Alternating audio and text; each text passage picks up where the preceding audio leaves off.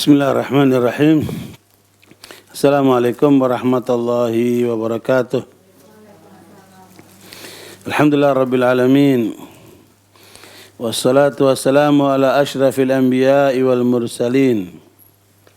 Nabina Muhammadin wa ala alihi wa sahbihi ajma'in. Ya ayyuhalladzina amanu taqullaha haqqa tuqatih wa la tamutunna illa wa antum muslimun. Subhanaka la ilma lana illa ma 'allamtana innaka antal alimul hakim. Allahumma la sahla illa ma ja'altahu sahla wa anta taj'al hazna idza syi'ta sahla ma ba'd. Ibu-ibu yang dirahmati oleh Allah SWT, kita akan melanjutkan kajian kita 40 nasihat memperbaiki rumah tangga. Kita masuk ke nasihat yang ke-15. Dalam rangka untuk menjaga keutuhan rumah tangga, tidak dibenarkan ada orang yang tidak baik masuk dalam rumah. Ya, karena apa kok tidak diperkenankan? Karena keburukan itu bisa menular. Ya, bisa apa? Mempengaruhi orang lain. Nah, karena itu silakan dibuka bukunya, dibaca, Bu. Bagian nasihat ke-15 nanti insyaallah saya terangkan. Dan pandai besi atau bisa membakar rumahmu, pakaianmu, atau kau dapati darinya bau yang busuk. Maksudnya mereka akan membakar rumah dengan berbagai macam kerusakan dan penghancuran. Betapa banyak, karena masuknya orang-orang yang rusak dan diragukan agamanya menjadi sebab timbulnya permusuhan di antara anggota keluarga. Berpisahnya suami dan istri, Allah melaknat orang yang menipu wanita dan suaminya atau sebaliknya, dan yang menyebabkan permusuhan antara bapak dengan anak-anaknya. Sungguh tidak ada sebab-sebab terjadinya sihir di rumah atau terkadang kasus pencurian dan kerusakan akhlak kecuali dengan memasukkan orang yang tidak baik agamanya ke dalam rumah. Karena itu hendaknya mereka tidak diizinkan masuk, meski dia adalah tetangga, laki-laki atau perempuan, atau orang-orang yang pura-pura cepat akrab dari laki-laki maupun perempuan. Sebagian orang terkadang agak sulit menolak, sehingga ketika ia melihatnya telah berada di depan pintu, ia mengizinkannya, padahal dia tahu bahwa orang tersebut dari golongan orang yang rusak. Wanita yang tinggal di rumah mempunyai tanggung jawab besar dalam masalah ini. Rasulullah bersabda. Ya. Terus, Bu. Wahai manusia, hari apakah yang paling suci? Hari apakah yang paling suci? Hari apakah yang paling suci? Mereka menjawab, hari Haji Akbar. Kemudian Nabi bersabda di tengah khutbahnya pada hari itu, adapun hak kalian atas istri-istri kalian adalah hendaknya mereka tidak membiarkan orang yang kalian benci menginjak kasur atau tempat duduk kalian dan tidak memberi izin masuk kepada orang yang kamu benci. Maka hendaknya engkau, wahai wanita muslimah, yang jangan berat hati jika suamimu atau ayahmu menolak salah seorang tetangga. Hendaknya engkau, wahai wanita muslimah, jangan berat hati jika suamimu atau ayahmu menolak salah seorang tetangga wanita masuk ke rumah, karena mereka tahu akan pengaruhnya dalam merusak. Juga hendaknya engkau menahan diri jika wanita tersebut membandingkan antara suaminya dengan suaminya, sehingga engkau tidak meminta kepada suamimu hal-hal yang tidak mampu dia penuhi. Engkau juga wajib menasihati suamimu jika engkau melihat di antara kawan-kawannya di rumah ada yang suka mengajak suamimu kepada kemungkaran. Udah, Tat? Ya, barakallahu fikum. Ibu sekalian, masalah ini adalah termasuk masalah besar di dalam pergaulan. Jadi kalau kita ingin lihat seseorang, jangan hanya lihat orang itu, tapi lihat dengan siapa dia berkawan. Makanya hadis yang dibawakan ini hadis yang ada dua sisi. Bahwa orang yang baik itu ibarat seperti orang yang penjual minyak wangi. Kalau kita bergaul dengan penjual minyak wangi, kalau kita nggak dapat minyak wanginya, minimal dapat baunya wangi. Itu tanda orang baik. Tapi bergaul dengan orang yang buruk atau kawan yang buruk seperti bergaul dengan tukang pandai. Ya, kalau nggak dapat apinya, dapat baunya. Ya, makanya disinilah pentingnya untuk kita berhati-hati di dalam pergaulan. Karena ini efeknya akan menyangkut kelanjutan hidup kita. Dan juga berujung nanti kepada kelanjutan akhirat kita. Ya, makanya Nabi sampai melarang kita untuk jangan masuk rumah kita kecuali orang baik. Waalaikumsalam. Ya Bu, bahkan jangan makan seseorang di rumah kita kecuali orang yang baik. La ya'kul ta'amaka illa taqi. Jangan masuk makan ke rumahmu ya Bu kecuali orang yang baik. Kenapa?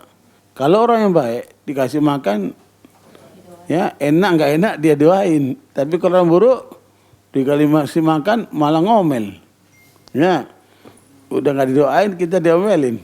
Ya, makanya orang baik itu akan mengeluarkan kebaikan dari lisan dan perbuatannya, Ibu, sehingga kita merasa nyaman dengan orang seperti itu. Tapi kalau orang buruk, dia akan menebarkan keburukannya dan kita akan hanya bisa terpengaruh keburukannya itu. Makanya rumah tangga kita harus kita jaga dari pergaulan yang salah, dari kawan yang buruk seperti itu. Apalagi di rumah itu nanti ada anak, ya ada saudara, ada cucu, ada apa. Begitu pula pembantu. Pembantu itu kan pendamping dalam rumah tangga itu. Juga tidak bisa kita ambil yang sembarangan. Kalau nanti ada tamu, ada orang atau pembantu yang tangannya suka ngambil, ya kita akan tidak merasa nyaman di rumah kan. Kalau kemudian dia itu bersekongkol dengan pihak luar untuk menyatakan rumah kita, bisa terjadi karena dia di dalam tahu semuanya.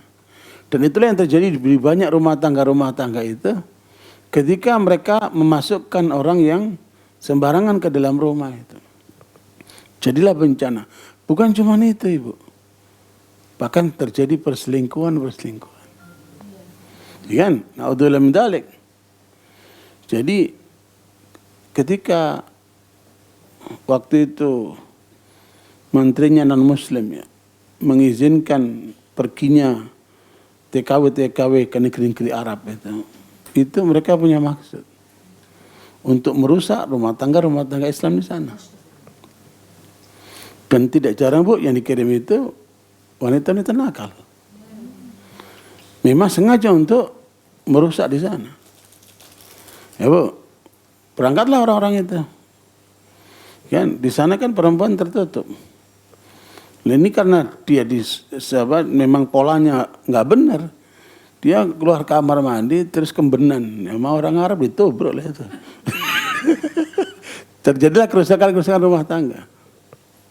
Ya, bahkan banyak itu berita-berita terjadi perselingkuhan sopir.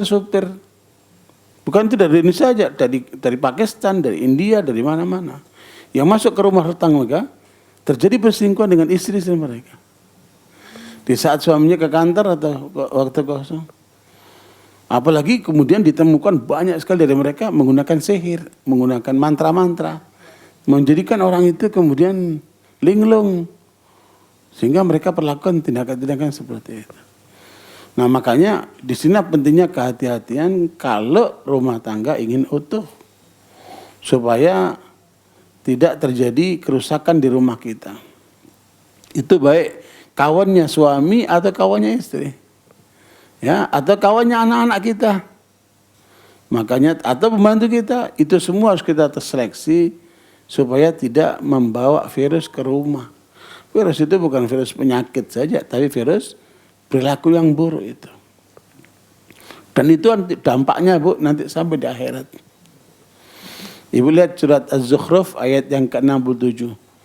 Al-khillau yawma idin ba'duhum li ba'din adu illa al-muttaqin. Ya, itu dampaknya sampai ke akhirat. Surat Az-Zukhruf ayat yang ke-67. 67. Az-Zukhruf 67. Ya, dibaca. Ayat ke-67.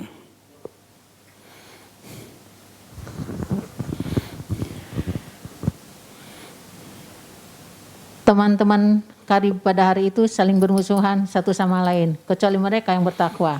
Ya, selain orang bertakwa akan terjadi permusuhan antara mereka.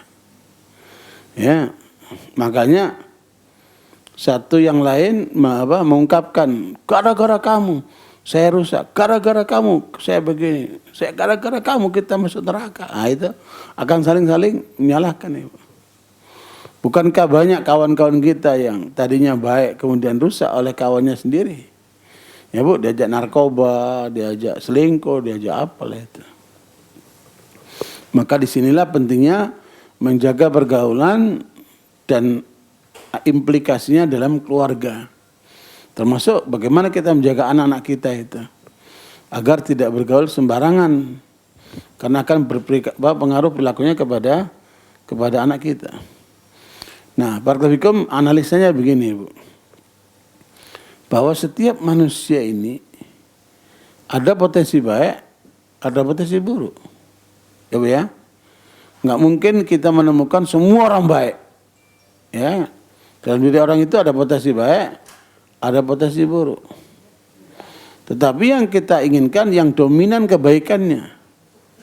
Bahkan dia menekan keburukannya. Di dalam surat Asy-Syams ayat yang ke-7 sampai 10 itu Allah mengungkapkan tentang tabiat manusia ya. Nah, fitrah manusia itu. Wa nafsi wa ma sawwaha fa alhamaha fujuraha wa taqwaha qad aflaha man zakkaha wa qad khaba man dassaha. Jadi itu kembali kepada manusia itu sendiri. Masing-masing kita diberikan oleh Allah potensi baik dan potensi buruk. Dan tinggal bagaimana kita memberdayakan potensi itu.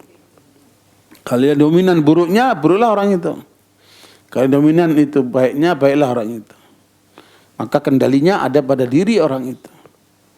Dengan pengetahuannya, kesadarannya, termasuk lingkungannya. Silakan dibaca surat Asy-Syams ayat yang ke-7 sampai 10.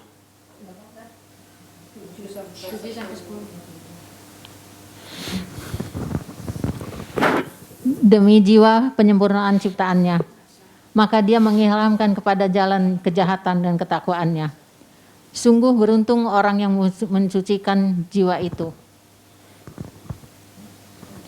Dan sungguh rugi orang yang mengotorinya. Ya, tergantung kita sebagai pemilik jiwa ini. Ada dua potensi Allah beritahukan. Ada potensi baik, itulah yang harus kita dorong supaya muncullah karakter baik, perilaku baik, penampilan baik, ya Bu. Dan tetapi di dalam situ juga ada potensi buruk. Kalau itu yang muncul, kemudian kita kasih jalan dia, maka dominasi keburukanlah pada diri orang itu. Itu satu hal. Ya. Ditambah lagi dengan pengaruh setan yang dari luar. Ini kan dari dalam nih. Kita punya potensi nih kan. Kemudian digosok-gosok lagi sama setan manusia dan jin. Ya, seperti Allah sebutkan dalam surat Fatir ayat yang ke-6 ya. Surat Fatir ke-6 yang itu harus terus kita waspadai. Inna syaitana lakum adu fattakhiduhu aduwa innama yad'u hizbahu liyakunu min ashabis sa'ir. Jadi kita diingatkan oleh Allah bahwa di sana ada setan yang bergerak terus mempengaruhi kita, mengajak kita, merayu kita untuk supaya kita rusak sehingga bisa masuk neraka rame-rame. Ya. Na'udzubillah min dzalik. Ayat yang ke-6.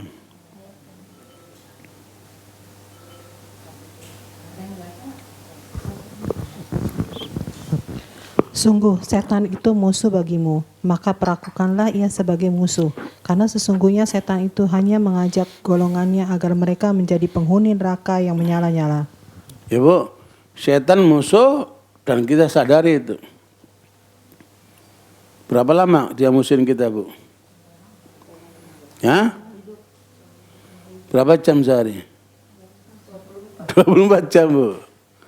Makanya ketika ada orang nanya sama Hasan Basri rahimahullah, ulama tabi'in ini, apakah setan tidur?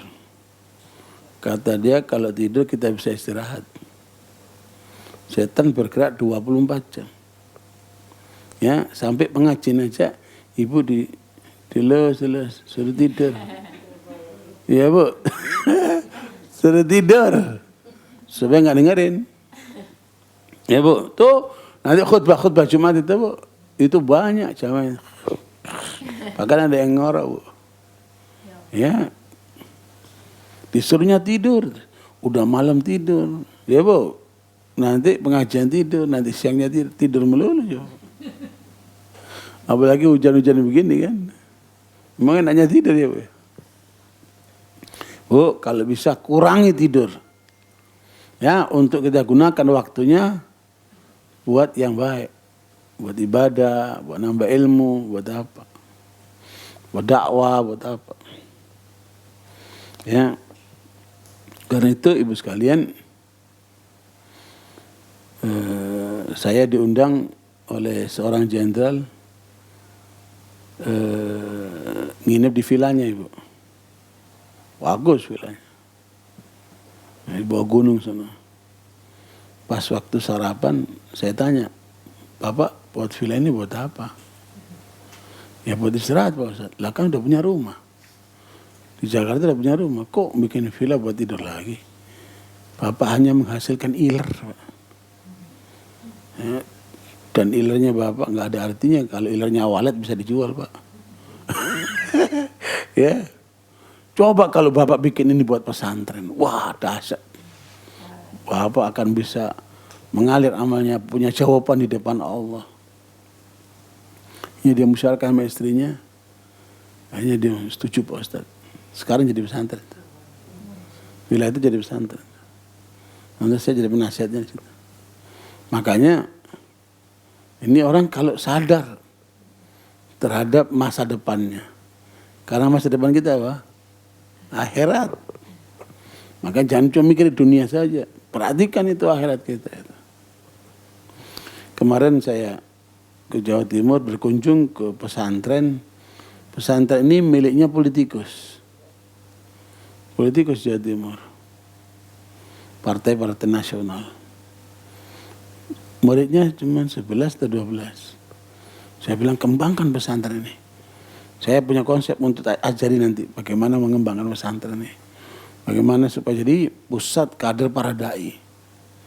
Kalau Bapak, saya bilang, kalau Bapak jalan ini pesantrennya, melahirkan kader para dai, cukup itu menjadi apa? Jawaban Bapak di depan Allah. Wah, semangat ya. Kata-kata itu menancap rupanya di hatinya. Kita semua sedang apa? Cari jawaban untuk menghadap Allah, ya kan? Kita pengajian, kita berbuat baik. Untuk apa ini? Supaya kita menanam kebaikan ini, catatan-catatan untuk kita menghadap Allah itu kan. Apalagi umur-umur segini kan, mau ngapain lagi coba, ya kan? Udah banyak yang bergelimpangan itu kena COVID, kena macam-macam kan. Ya Bu, makanya mari terus kita berbuat kebaikan dan jangan menjadi perusak-perusak seperti itu. Ya, setan-setan itu gerakannya perusakan semua itu. Makanya ibu lihat tabiat orang yang jahat, dia nggak mau jahat sendirian. Dia akan mempengaruhi orang lain supaya jahat seperti dia. Ya, di Amerika itu ibu ada laboratorium cinta. Apa Bu?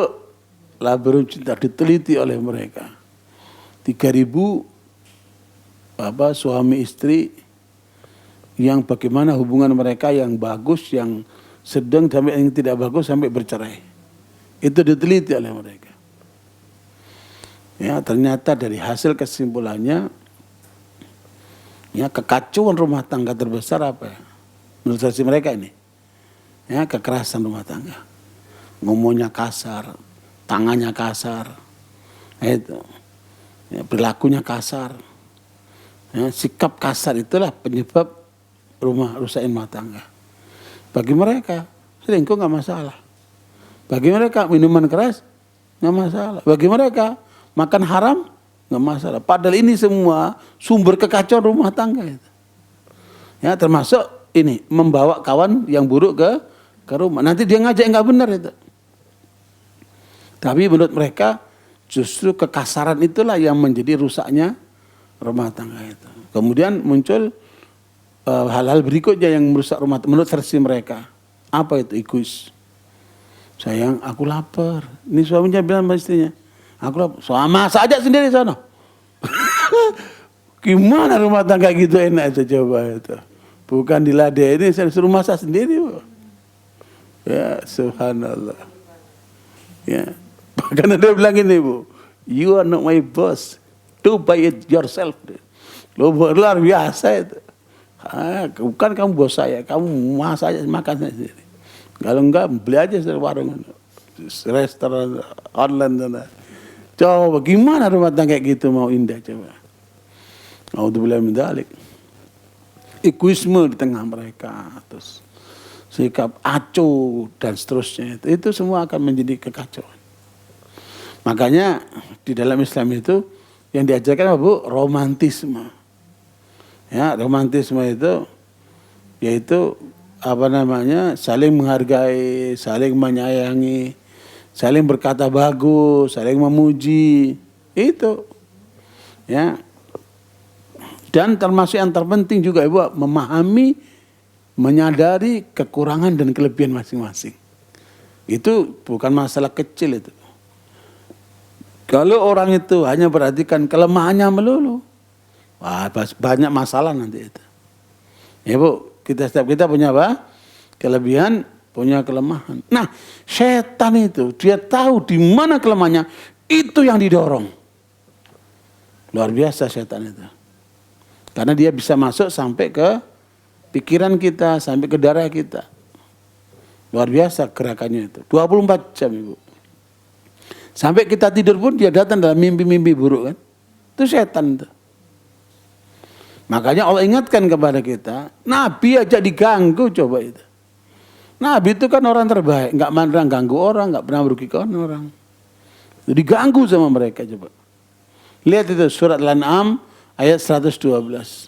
Wa kadzalika ja'alna likulli nabiyyin aduwan syayatinal insi wal jinni yuhi ba'dhum ila ba'din zukhrufal qawli ghurura walau sya'a rabbuka ma fa'aluhu fadharhum wa ma yaftarun. Al-An'am ayat 112.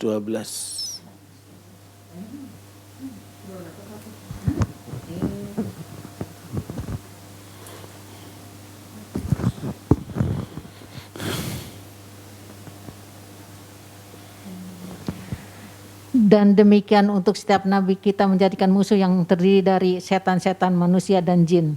Sebagian mereka membisikkan kepada sebagian yang lain perkataan indah sebagai tipuan. Dan kalau Tuhanmu menghendaki, niscaya mereka tidak akan melakukannya. Maka biarkanlah mereka bersama apa kebohongan yang mereka ada-adakan. Ibu, jadi itu adalah satu penjelasan dari Allah.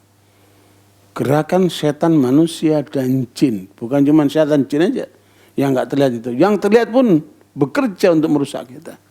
Yaitu setan manusia. Bahkan kadang-kadang setan manusia lebih berat dihadapinya daripada setan jin. Ibu menghadapi setan jin, mengucapkan a'udzubillahi minasyaitonir rajim. Pergi dia, hilang dia. Tapi kalau ada kawan yang buruk, kita datang kita a'udzubillahi minasyaitonir rajim. Bukan tambah pergi, tambah dekat dia. Ya Bu. Begitulah manusia ini. Makanya kita harus selektif di dalam memilih kawan supaya tidak terjadi kerusakan rumah tangga kita. Bahkan ibu-ibu kadang-kadang apa Ibu? Apa bentuknya kerusakan rumah tangga? Sepupu nginep di rumah kita.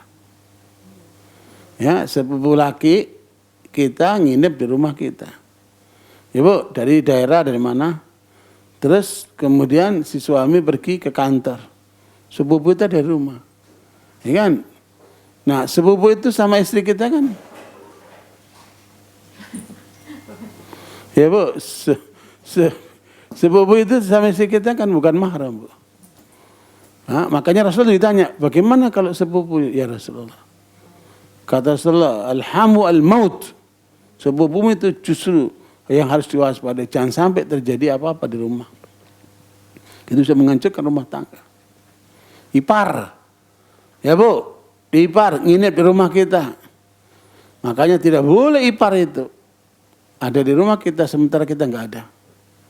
Ya kecuali ipar itu saudaranya istri. Ya Bu. Nah, ipar seperti apa namanya saudaranya suami. Ya Bu, itu kan boleh menikah sama istri kita.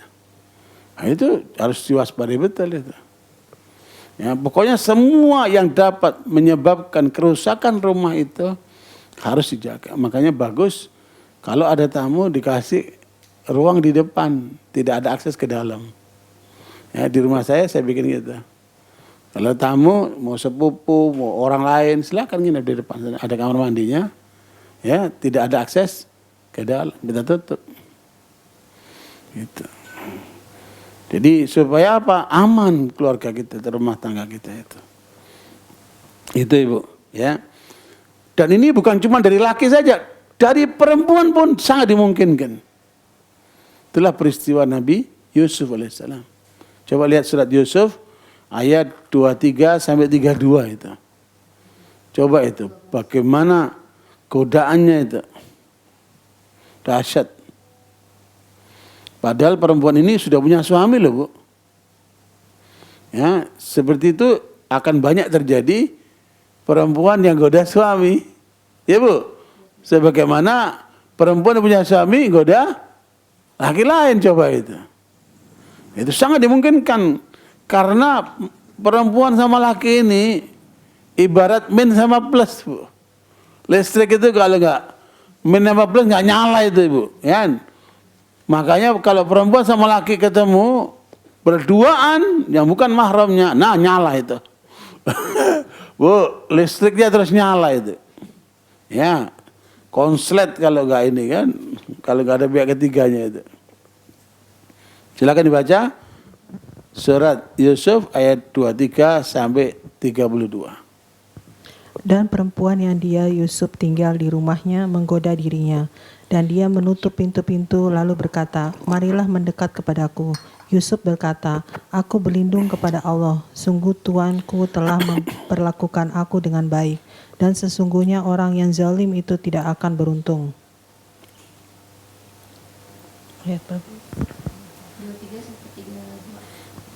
Dan sungguh perempuan itu telah berkehendak kepadanya Yusuf.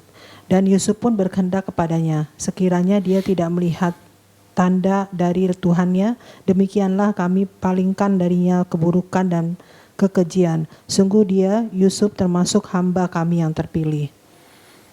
Dan keduanya berlomba menuju pintu, dan perempuan itu menarik baju gamisnya Yusuf dari belakang, hingga koyak, dan keduanya mendapati suami perempuan itu di depan pintu. Dia perempuan itu berkata, apakah balasan terhadap orang yang bermaksud buruk terhadap istrimu selain dipenjarakan atau dihukum dengan siksa yang pedih? Coba dibalik Bu. Dia yang berminat, dia yang menggoda, dia yang gemerengseng, dia yang narik, malah apa Bu? Si Yusuf sudah dituduh di depan suaminya. Coba itu. Terus? Dan Yusuf berkata, dia yang menggodaku dan merayu diriku. Seorang saksi dari keluarga perempuan itu memberikan kesaksian. Jika baju gamisnya koyak di bagian depan, maka perempuan itu benar. Dan dia Yusuf termasuk orang yang Jadi berdusta. ada dua. Kalau ditariknya dari depan, berarti benar itu perempuan. Baik kalau ditariknya dari belakang, berarti kan Yusuf nggak mau. Dia yang maksa itu, ya. Dan jika baju gamisnya koyak di bagian belakang, maka perempuan itulah yang dusta. Dan dia Yusuf termasuk orang yang benar. Maka ketika suami perempuan itu melihat baju gamisnya Yusuf koyak di bagian belakang, dia berkata, sesungguhnya ini adalah tipu dayamu. Tipu dayamu benar-benar hebat. Coba itu, laki bukan marah sama istrinya, tapi cuman apa? Kamu yang salah. Coba itu, nggak marah-marah itu suaminya. Berarti lemah sekali nih suami ini. Ya, atau mungkin masa itu kan seperti di barat itu kan, perempuan cium-ciuman sama laki lain itu nggak masalah. Mungkin model seperti ini nih, kan? Di masa itu ya. Ya. Terus? Wahai Yusuf, lupakanlah ini dan istriku mohonlah ampunan. Coba atas dosamu." suaminya menasihat, udah kamu lupain deh ini, ya nggak usah cerita sama orang. Ya, istriku kamu tobat. Suruh apa? Suruh berhenti, jangan ulang lagi. Ibu. Terus suaminya itu tidak tahu darahnya di jenis apa ini orang ini. Iya makanya luar biasa itu. Terus? Karena engkau termasuk orang yang bersalah. Dan perempuan-perempuan di kota berkata, istri Al-Aziz menggoda dan merayu pelayannya. Al-Aziz itu siapa? Rajanya. Raja, suaminya si perempuan ini. Berarti perempuan ini ratu loh nih, Bu. Ratu itu jelek atau cakep? Udah cakep, kaya atau miskin? Kaya, terhormat atau hina? Terhormat, coba itu. Masukkan ke dalam kamar, ditutup kamarnya semua sama dia. Coba itu. Luar biasa. Kalau saya wallahu a'lam nih. Luar biasa Nabi Yusuf itu. Hebat itu. Istri Al-Aziz menggoda dan merayu pelayannya untuk menundukkan dirinya. Pelayannya benar-benar membuatnya mabuk cinta. Kami pasti memandang dia dalam kesesatan yang nyata. Jadi Yusuf diposisikan pelayan oleh rakyat itu, oleh masyarakat, ibu-ibu itu kan. Nah ini menunjukkan apa? Ibu-ibu itu senang gosip memang. Ya kan? Yang komentar bukan bapak-bapak, itu ibu-ibu kan cerita itu. Apaan tuh istrinya raja begini sama pembantunya begitu kan. Nah itu didengar tuh sama apa? Sama istrinya. Terus reaksi dia apa? Maka ketika perempuan itu mendengar cercaan mereka, diundangnya lah perempuan-perempuan itu dan disediakanlah tempat duduk bagi mereka. Dan kepada masing-masing mereka diberikan sebuah pisau untuk memotong jari-jarinya. Bukan. Memotong jamuan. Kemudian dia berkata kepada Jamuan itu bisa apel, bisa apa kan, bisa mangga, bisa dibuat ini Bu, ini. Berarti memang tipu dayanya si ratu ini luar biasa itu. Terus? Kemudian mana tuh tadi? Kemudian dia berkata kepada Yusuf, keluarlah, tampakkanlah dirimu kepada mereka. Ketika perempuan-perempuan itu melihatnya, mereka terpesona kepada keelokan rupanya. Dan mereka tanpa sadar melukai tangannya sendiri. Seraya berkata, maka maha sempurna Allah, ini bukanlah manusia, ini benar-benar malaikat yang mulia. Coba itu, saking gantengnya Nabi Yusuf itu kan. Makanya ibu-ibu kalau hamil bacanya surat Nabi Yusuf. Surat Yusuf. Supaya aku ganteng kayak Nabi Yusuf. Yo, subhanallah. Terus? Dan istri Al-Aziz berkata, itulah orangnya yang menyebabkan kamu mencela aku karena aku tertarik kepadanya. Dan sungguh aku telah menggoda untuk menundukkan dirinya, tetapi dia menolak. Maknanya apa Ibu? Perempuan suka laki yang ganteng. Perempuan suka laki yang ganteng Bu. Iya Bu. Nah, itu seperti itu. Terus? Jika dia tidak melakukan apa yang aku perintahkan kepadanya, niscaya dia akan dipenjarakan dan dia akan menjadi orang yang hina. Ya Bu, jadi kalau kamu tidak mau mengikuti kehendakku, aku penjarakan kan. Maka Nabi Yusuf milih apa Bu? Melanggar Allah atau penjara? Mungkin penjara. Tapi kalau sekarang enak kok dihindari kan. Kalau nanti dosa, tobat nanti. Enak amat itu orang. Ya Bu, Nabi nggak begitu. Nabi menghindari dosa. Karena apa Ibu? Implikasi dosa ini yang bahaya. Dia racun kehidupan. Dosa ini akan merusak apa Ibu? Merusak kalbu, merusak pikiran, merusak perilaku, merusak semuanya. Makanya Nabi itu menghindari itu. Ya, makanya jangan menganggap sepele dosa. Kata para sahabat, Mas Ibn Mas'ud, kami para sahabat menyikapi dosa itu seperti kita berada di bawah gunung Merapi yang akan meletus Ibu. Ya, Ibu kalau ada di gunung Merapi, dan gunung berapi itu meletus, kita berada di situ. Ya, resikonya apa? Ibu? Kena larva. Makanya di gunung berapi yang apa namanya, yang mulai bergolak, itu pemerintah daerah langsung mengevakuasi masyarakat sekitar situ sampai 1 kilo terlebih. Ya, seperti itulah para sahabat memposisikan menghadapi dosa itu seperti berada di bawah gunung Merapi. Ya, sewaktu-waktu bisa kena larvanya itu kan. Makanya mereka mengatakan iyyakum wa muhqaratidz dzunub. Hati-hati kalian jangan menganggap remeh dosa. Kenapa Ibu? Dosa itu berawal dari kecil Ibu. Ya, kemudian membesar berujung kepada dosa besar. Zina itu dimulai dari mana? Dari pandangan mata. Kemudian dari pandangan mata, Ibu, kemudian senyum, kemudian kenalan, janjian, udah ke sana berzinahan. Ya, berzinahan itu dimulai dari pendahuluan itu. Ibu. Makanya Allah mengatakan wala taqrabuz zina. Jangan mendekati zina. Karena prosesnya itu begitu maksiat itu. Orang yang perokok itu tadinya dia nggak ngerokok, tapi pertama apa? Nyoba-nyoba. Akhirnya ketagihan. Narkoba jangan sampai nyoba-nyoba. Sekali kena narkoba itu kata para ahli itu, maka seumur hidupnya pengaruh narkoba nggak hilang di tubuhnya itu.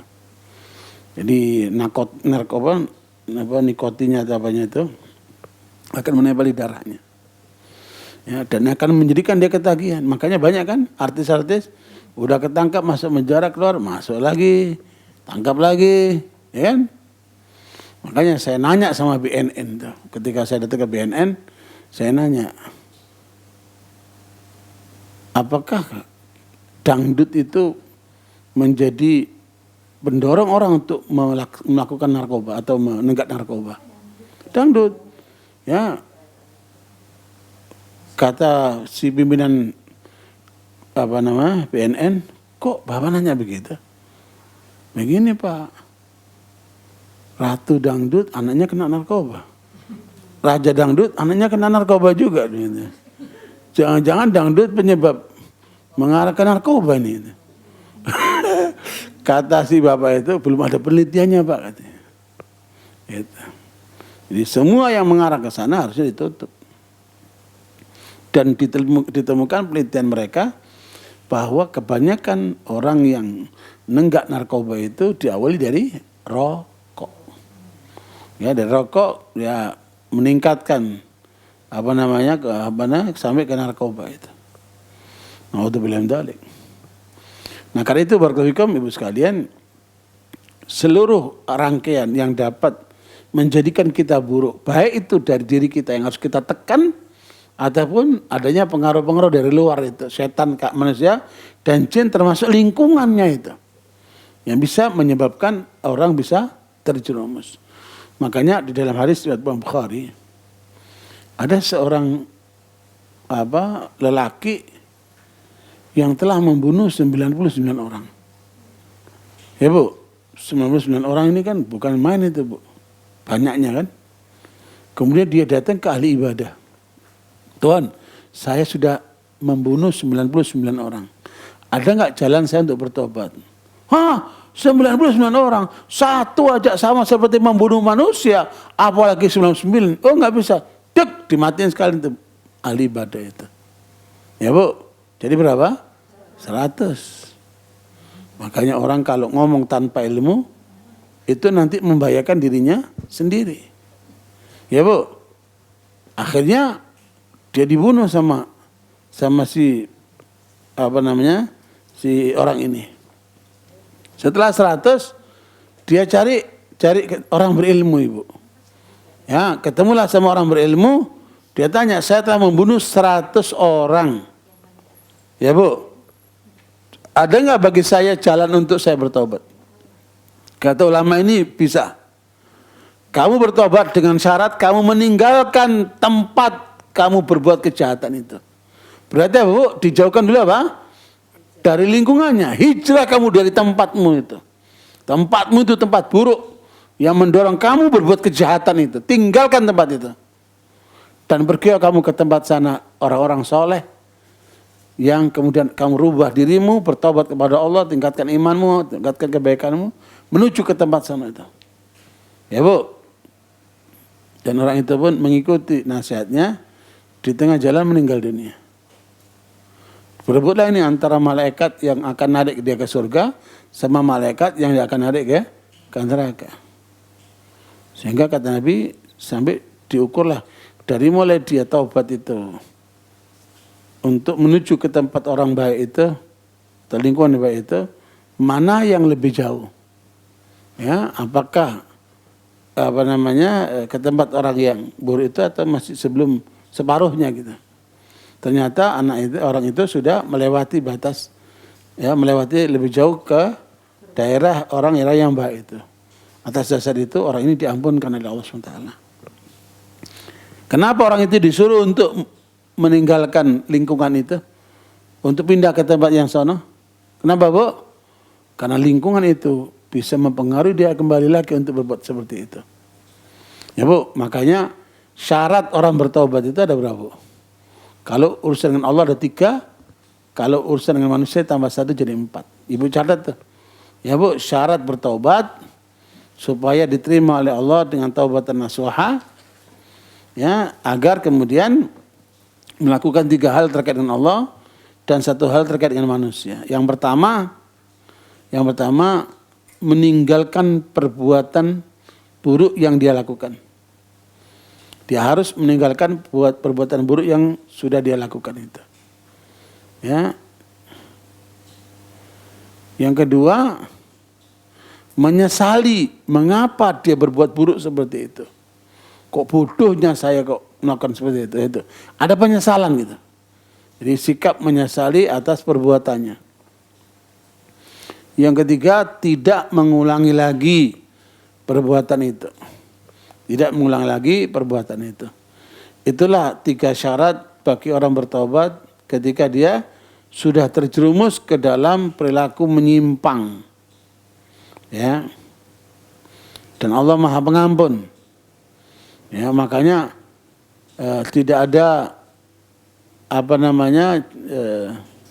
seorang yang datang kepada Allah dengan dosa yang dilakukan meskipun setumpuk langit dia, maka tetap Allah akan ampunkan dosanya. Selama orang itu kembali kepada Allah. Ya. Nah, barakallahu sekalian, yang keempat yang terkait manusia, mengembalikan hak manusia yang diambil. Ya, apakah itu harta, apakah itu sikap, pernyataan ataupun yang lainnya, maka dia minta maaf atau dia mengembalikan haknya orang itu. Dan Allah tidak ikut campur dalam urusan sesama manusia ini, Bu. Ya, makanya jangan kita meninggalkan dunia ini dengan meninggalkan jejak buruk kepada orang lain.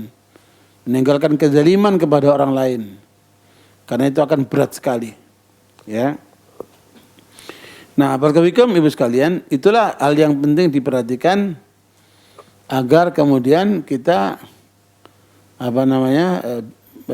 menyadari atas kesalahan kita, kekurangan kita, dan perhatikan tidak ada di antara kita ini yang 100% nggak punya dosa, nggak ada.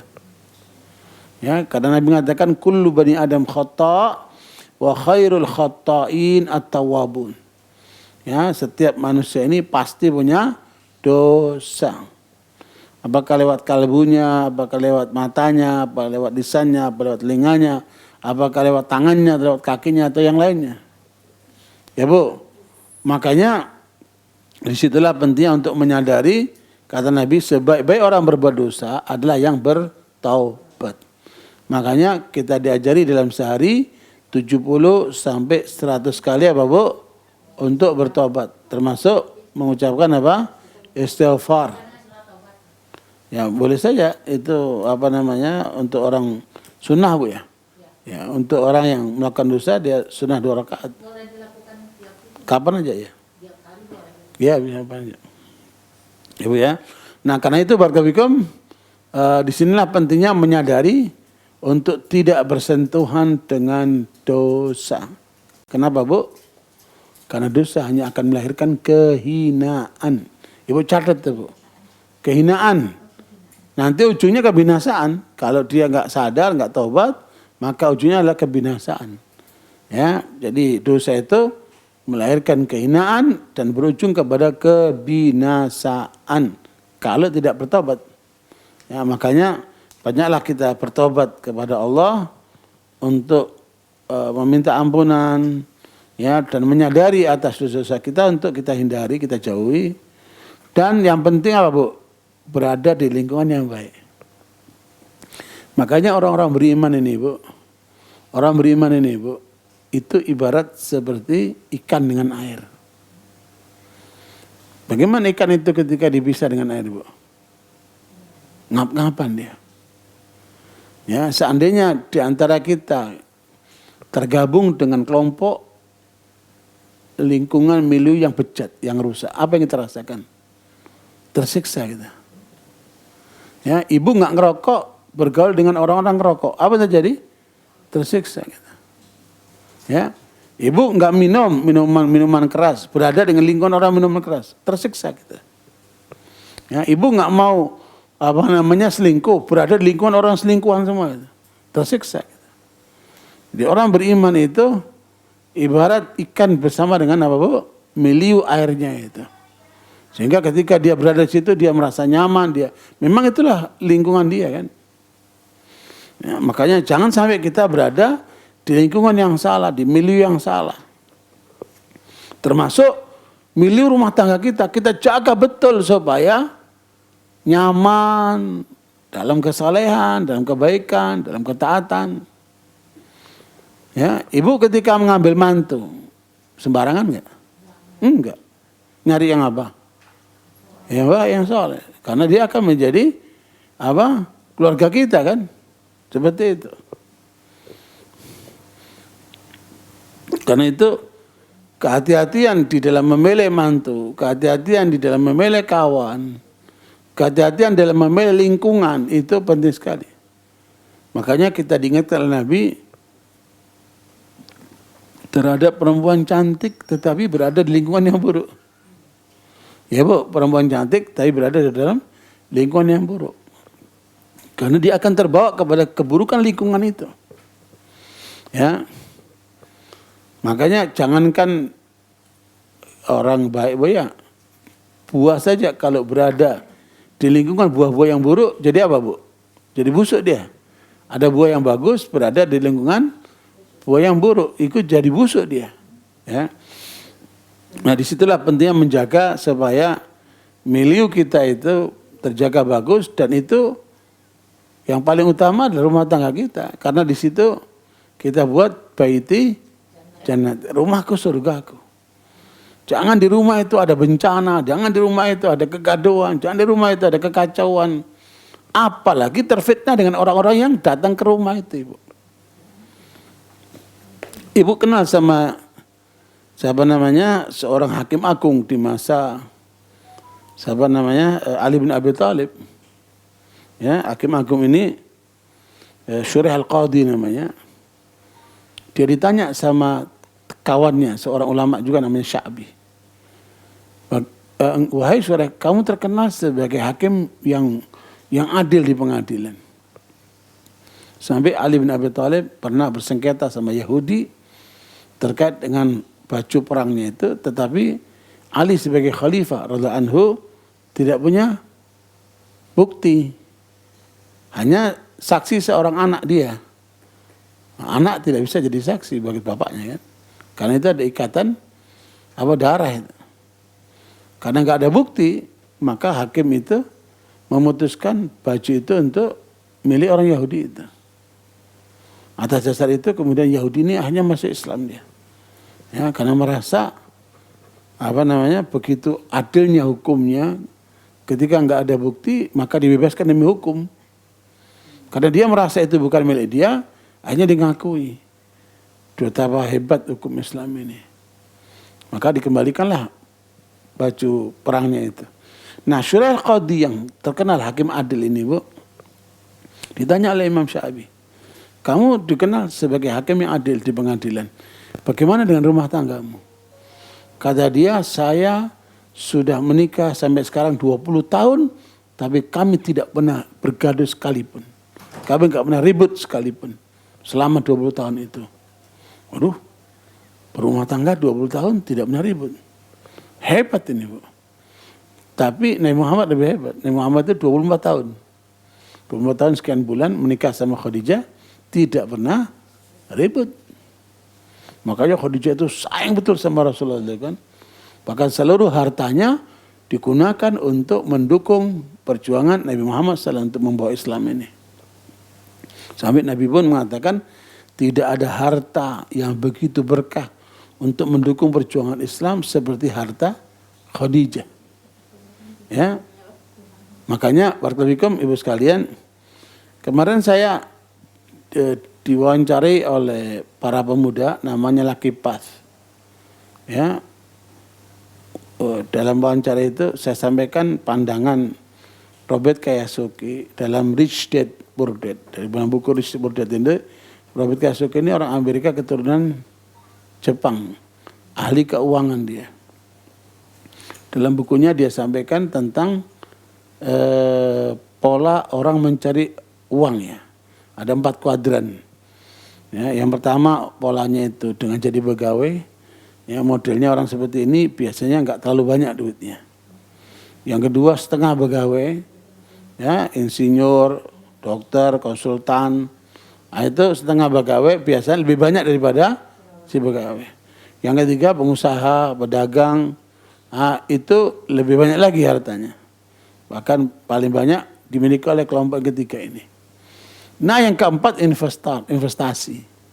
Ya, kalau udah punya harta, punya uang, investkan ke usaha-usaha yang produktif yang bisa menghasilkan. Meskipun kita tidak terlibat dalam proses itu, tapi kita bisa dapat dividen ya dalam keuntungannya itu. Nah, saya ketika sampai itu, ada yang kelima menurut saya nih katanya. Apa itu? Janda kaya. Khadijah, ya kan, janda kaya yang mendukung perjuangan itu. Itu bisa jadi sumber dukungan ya, Bu ya, buat perjuangan. Nah, alkulli hal barakallahu kembali kepada Syuraih al-Qadhi, saya sudah menikah 20 tahun tapi tidak pernah sekalipun bergaduh, ribut. Maka Syafi'i bertanya, kok bisa? Kamu dalam 20 tahun tidak pernah ribut. Jadi begini, pertama kali saya menikah setelah ijab kabul, saya masuk kamar, saya temukan istriku di situ, aku langsung sholat 2 rakaat. Tuh, Bu, mainnya mata beraja, sholat 2 rakaat dulu. Kalau lewat diulangi lagi, Bu, bisa. Ya, Bu, sholat 2 rakaat. Bersyukur kepada Allah diberi apa? Suami. Pas saya salam, assalamualaikum, saya lihat istriku ikut sholat. Berarti ini istri yang solehah ini kan, ikut sholat dia. Setelah sholat, saya mendekati istri itu, saya akan pegang ubun-ubunnya untuk didoakan. Ya, Bu, itu sunnah. Ya, kalau dulu Ibu lupa atau nggak jalankan karena nggak tahu, nanti pulang minta dipegang. Tadi doain, Bu. Allahumma inni as'aluka khairaha wa khair ma jabalta alaih wa a'udzubika min syarriha wa syarri ma jabalta alaih. Ya, Bu. Kemudian ketika saya mau pegang kepalanya, tiba-tiba bilang sebentar, kata dia. Sebentar. Terus si istri ini bilang, innal hamdalillah. Ceramah, Bu. Di ceramah itu sahabatnya, innal hamdalillah wassalatu wassalamu ala rasulillah. Kayak mau ceramah gitu. Kemudian dia bilang, aku bersyukur kepada Allah dikaruniai seorang suami seperti engkau. Tapi aku tidak tahu siapa kamu. Engkau berada di rumah tangga yang lain, keluarga yang lain, lingkungan yang lain. Yang tidak sama dengan keluargaku dan lingkunganku. Karena itu, tolong beritahukan kepadaku, apa yang kamu sukai, saya akan jalankan sebagai istrimu. Dan apa yang tidak kamu sukai, aku akan tinggalkan. Ya, wassalam. Itu istrinya. Ceramain dulu itu suaminya, Bu. Kemudian suaminya memang dia ulama. Dia jawab, innal hamdalillah. Wassalatu wassalamu ala Rasulillah wa ambat. Saya suka ini. Saya tidak suka ini. Termasuk yang disebutkan jangan memasukkan rumah kepada orang yang saya tidak suka. Jangan masukkan rumah kepada orang yang akan merusak rumah tangga kita. Itu di antara nasihat. Ya. Nah, wassalam udah. Bu, udah selesai. Kemudian dia serahin ubun-ubunnya didoain sama suaminya. Sejak itu apa yang saya sukai dia jalankan dan apa yang saya nggak sukai dia tinggalkan. Sehingga tidak ada alasan untuk ribut, untuk bergaduh. Nah ini minta kopi dikasihnya air. Minta teh dikasihnya teh pahit, teh dingin. Nah, itu. Jadi banyak hal yang kemudian tidak disukai, yang melawan arus gitu ya. Nah, itu. Makanya coba bikin daftar kesukaan suamimu, coba ikut itu. Apa yang dia suka itu. Yang penting jangan sampai melanggar syariat. Itu yang penting, Bu. Permintaannya jangan sampai melanggar syariat, itu paling pokok itu.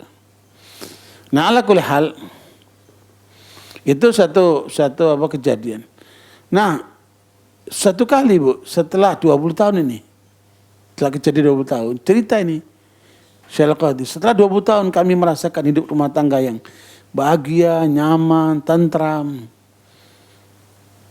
Satu kali saya datang dari tugas, di Hakim Agung dia, datang dari tugas, istriku duduk di tengah rumah, kemudian semua dimatiin, nggak ada cahaya, dia duduk termenung. Biasanya kalau aku datang, dia sambut, ya, dia sambut, dia lepaskan sepatu, dibawa itu jubahnya, ya Bu, dia hormat, dia cium tangannya. Tapi hari itu tidak. Langsung kata dia, saya langsung berpikiran ada orang yang telah merusak istriku ini. Ya Bu, ada pihak lain yang telah merusak istriku ini. Kemudian dia berdoa, ya Allah. Ya, karena istrinya duduk di tengah itu nggak nyambut, nggak seperti biasanya gitu. Padahal itu sudah berjalan 20 tahun. Kok tiba-tiba berubah begitu? Ya Bu, dia angkat tangan. Ini orang soleh. Ya Allah, butakan orang yang telah merusak istriku ini, ya Allah. Ya Allah, butakan orang yang telah merusak istriku. Ya Bu, dan Allah kabulkan doa ini. Di belahan sana ada perempuan yang telah terbutakan matanya tiba-tiba, Ibu. Karena doanya orang ini, Ibu. Ya. Kemudian dia mulailah dialog sama istrinya itu. Siapa yang kamu temuin terakhir? Ya, kenapa kau sampai kamu berubah seperti ini? Biasanya kamu sambut aku, ya kamu cium tanganku, begitu luar biasa. Kok kamu berperilaku seperti ini? Ya, mudah-mudahan orang yang merusak kamu itu buta matanya. Subhanallah, Ibu, benar, Ibu. Akhirnya orang itu merasa bersalah, diantarkan sama keluarganya, datang ke rumah Syekh Al-Qadhi ini minta maaf, Ibu. Karena dia telah merasa bersalah, merusak istrinya sampai kemudian terjadi perubahan sama perilaku istrinya itu. Ya Bu, makanya nggak ada orang berubah tiba-tiba setelah 20 tahun begitu baik terus jadi tidak baik, itu kan ada sesuatu yang pengaruhi dia itu kan. Nah, disitulah pentingnya, Ibu. Kalau Ibu lihat perilaku anak kita, perilaku pasangan kita, kok ada perubahan, pasti Ibu tahu kan itu.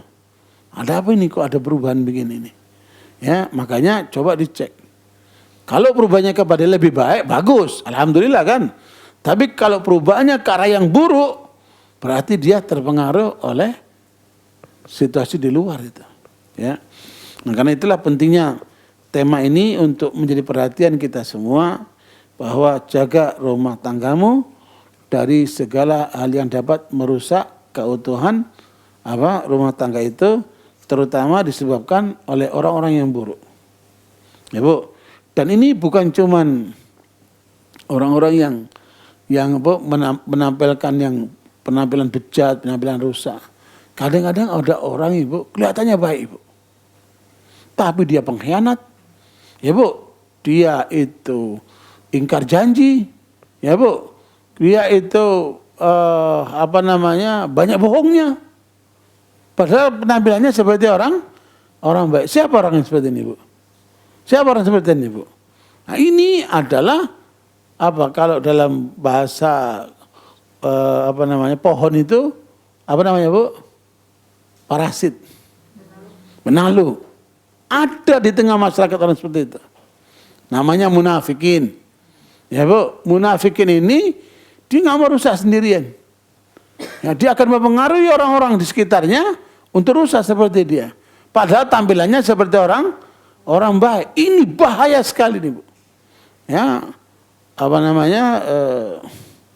dia akan menggunting dalam lipatan ya Bu. Ya, serigala berbulu domba ini. Maka Allah ingatkan itu dalam surat At-Taubah ayat 67. Ya, kelompok manusia yang seperti ini mengaku muslim tapi bejat perilakunya.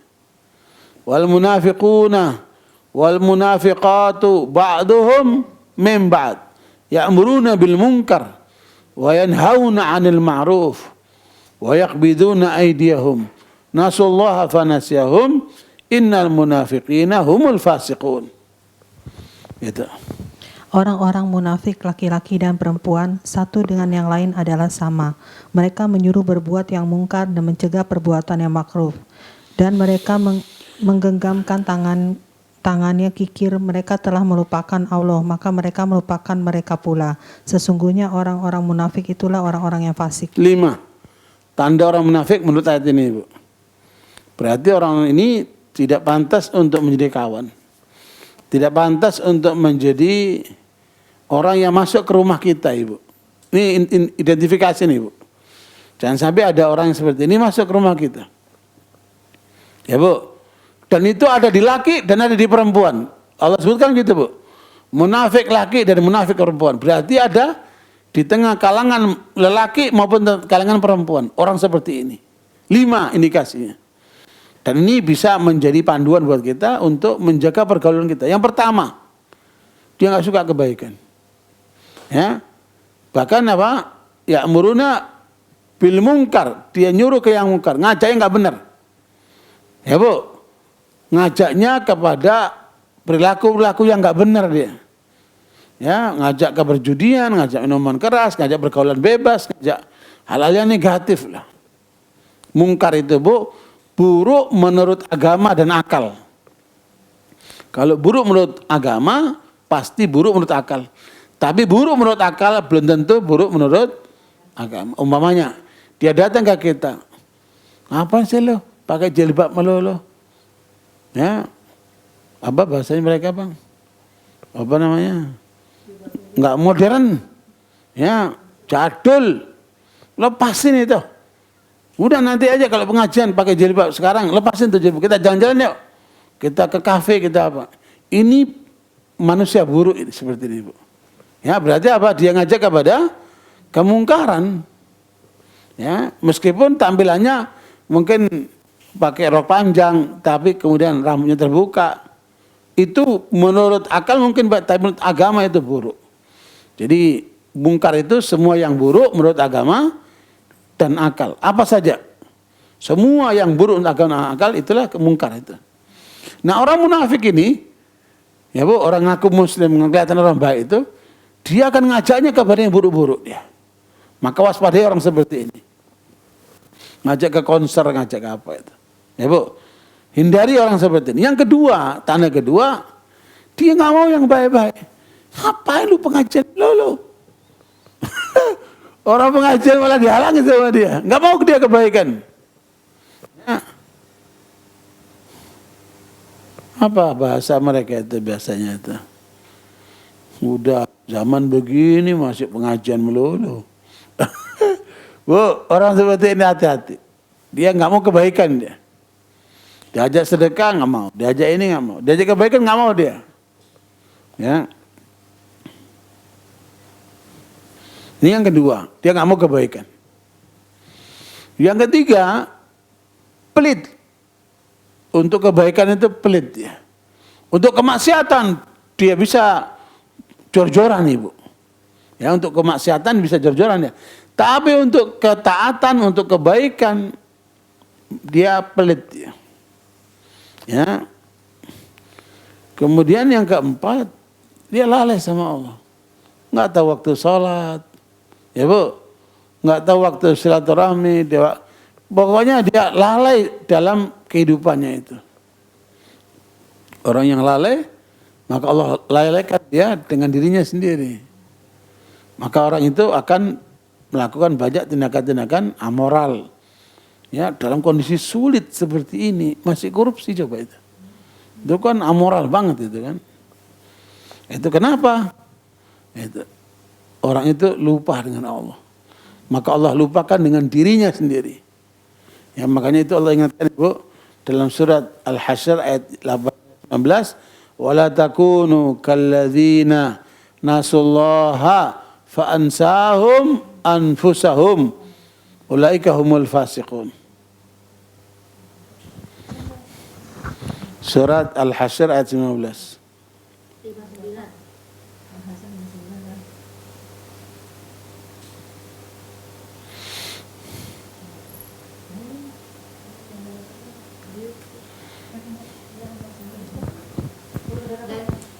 Dan janganlah kamu seperti orang-orang yang lupa kepada Allah, sehingga Allah menjadikan Nih, itu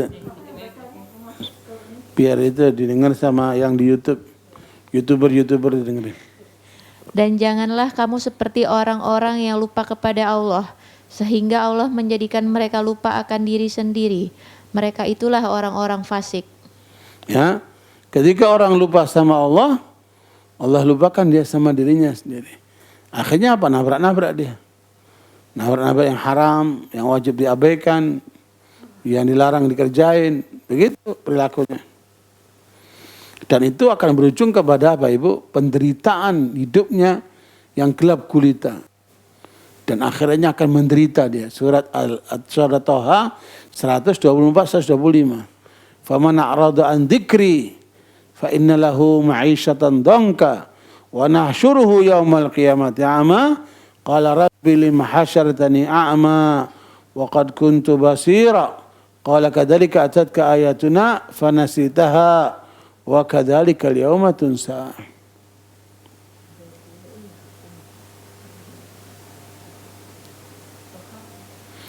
Toha 124 125. Ya, dibaca lagi. Dan barang siapa berpaling dari peringatanku, maka sungguh dia akan menjalani kehidupan yang sempit, dan kami akan mengumpulkannya pada hari kiamat dalam keadaan buta. Dia berkata, "Ya Tuhanku, mengapa engkau kumpulkan aku dalam keadaan buta, padahal dahulu aku dapat melihat?" Ya Bu, jadi ini adalah akibat daripada lalai kepada Allah, maka hidupnya akan gelap gulita. Meskipun rumahnya makrong-makrong, mobilnya mewah, fasilitasnya tidak kurang apapun. Tetapi karena dia berpaling dari Allah, ya Bu, maka yang terjadi adalah kegelapan dalam kalbunya, kegelapan dalam kehidupannya. Penuh dengan penderitaan, penuh dengan kecemasan, penuh dengan masalah, terus itu. Ya. Itu pelajaran penting dari Steve Jobs. Kurang apa kekayaannya Steve Jobs itu? Ya Bu, ketika dia sakit, dia mengungkapkan isyaratnya, apa arti semua kekayaan itu? Sementara tidak ada seorang pun yang bisa mengganti aku sakit. Sampai meninggal dengan penuh penderitaan. Ya, begitulah itu.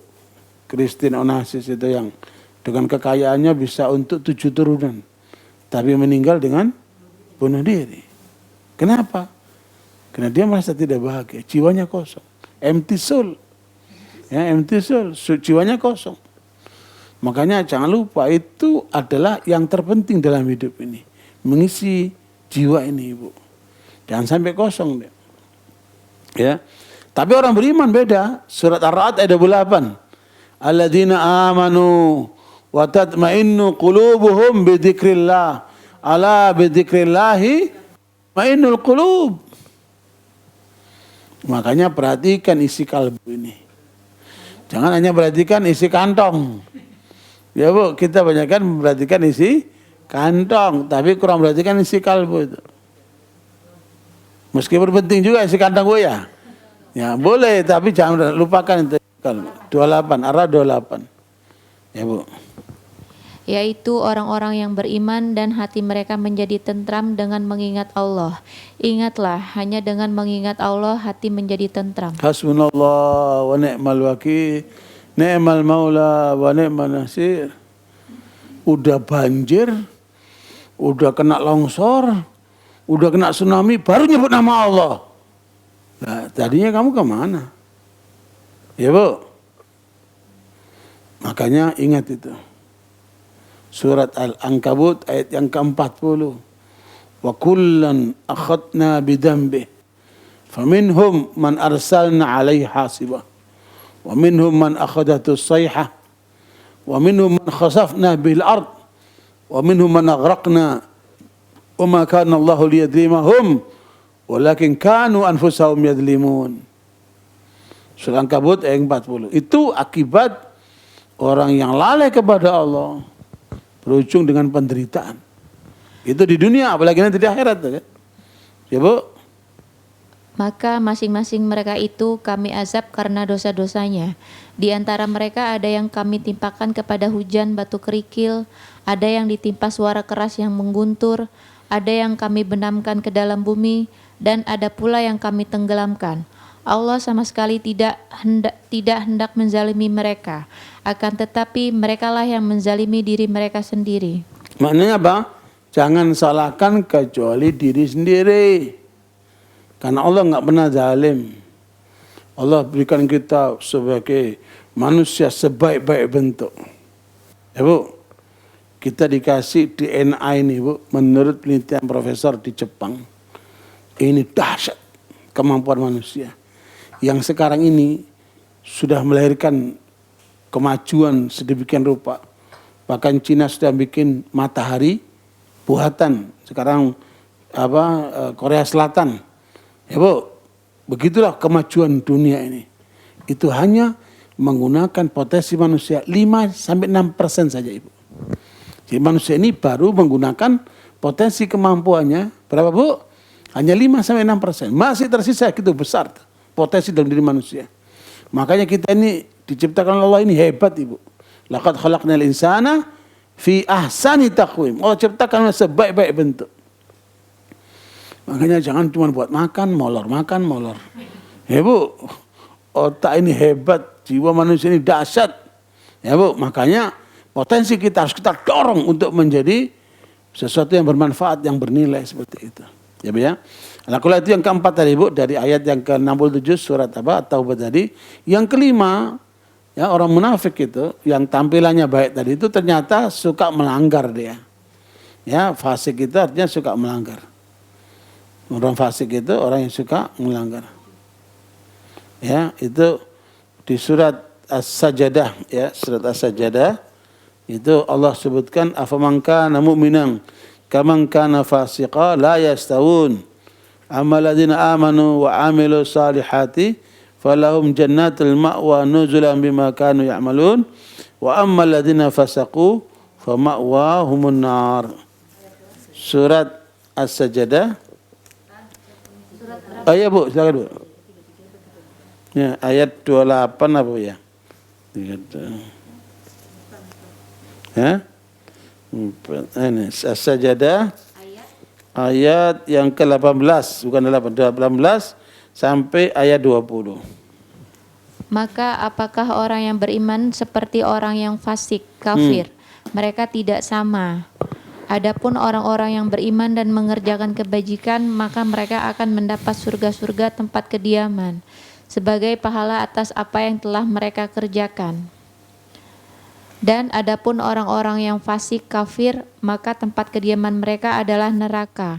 Setiap kali mereka hendak keluar darinya, mereka dikembalikan lagi ke dalamnya dan dikatakan kepada mereka, Rasakanlah azab neraka yang dahulu kamu dustakan. Ya. Dan itu apa namanya? Betapa deritanya menjadi orang fasik itu. Orang munafik itu kata Allah itu orang fasik. Bahkan Allah menyebutkan innal munafiqina fid darkil asfali minan nar. Orang munafik itu berada di neraka yang paling rendah. Ya Bu, disebabkan karena penampilannya seperti orang baik tapi menipu. Ya, berbohong, tidak menepati janji. Ya, dan perilakunya bejat. Ya, suka yang mungkar, anti dalam kebaikan, ya pelit, ya Bu, kemudian lalai kepada Allah dan suka melanggar hukum-hukum Allah. Ya, makanya ini merupakan sebagai satu peringatan buat kita semuanya. Memang pergaulan itu apa namanya penting sekali. Ya, termasuk Ibu sekalian nanti di akhirat itu di surga itu kata Rasulullah, ada orang yang mengeluhkan sama Allah, menyampaikan sama Allah, ya Allah, dulu kita pengajian di Rawamangun, itu ada beberapa orang yang ikut di kajian kita. Kok sekarang gak ada di surga? Kemana mereka ya Allah? Ya Bu, kata Allah kepada mereka, cari di neraka sana. Ya, kalau kamu temukan, kamu ambil, kamu lepaskan mereka. Bawa ke surga sini. Bu, berarti kawan bisa menyelamatkan Ibu. Luar biasa. Makanya kata Rasulullah, ketika melihat 3 orang berjalan, 2 orang masuk ke pengajian, 1 duduk di depan, 1 duduk di belakang. Yang 1 lagi nggak mau dia, lanjut dia, lewat aja. Kata Nabi ini lihat 3 orang berjalan, 2 orang masuk ke majelis taklim kita, 1 duduk di depan, 1 duduk di belakang. Ya, humul julasau la yashqa bihim jalisum. Selama kita berada di majelis ilmu seperti ini, maka tidak ada seorang pun yang celaka di depan Allah. Itu luar biasa pengajian itu. Adapun yang berpaling nggak mau masuk tadi, dia telah berpaling dari Allah, maka Allah pun berpaling dari dia.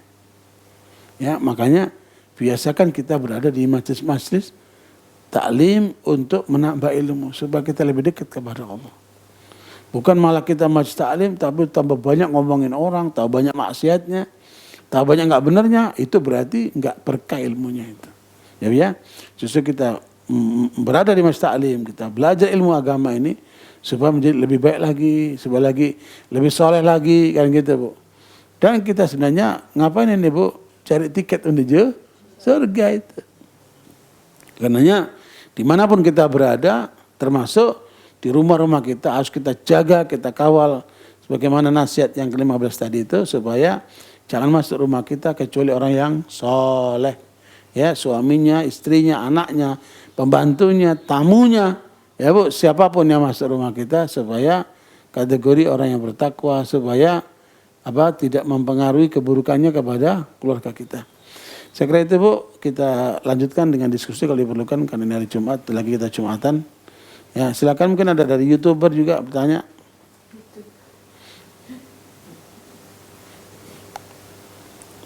Ada tanya titipan pertanyaan. Iya Bu.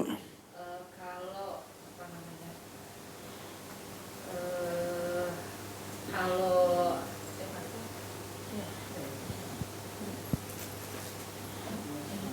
Kalau Kalau itu berarti belum terjadi lah Bu. Kalau berarti belum terjadi.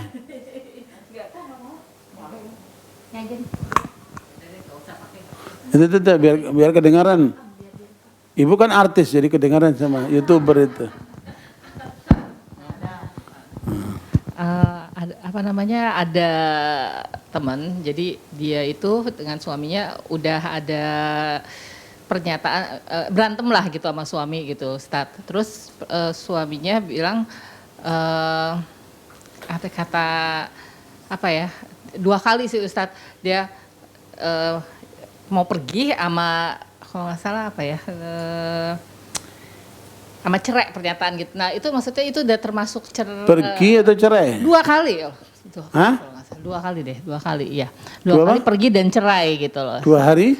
Pergi, yang pertama tuh cerai, terus dia bilang mau pergi gitu dari rumah. Nah itu termasuk udah harus nikah lagi apa enggak katanya gitu. Oh gitu. Jadi gini Bu, pertama dilihat sebabnya.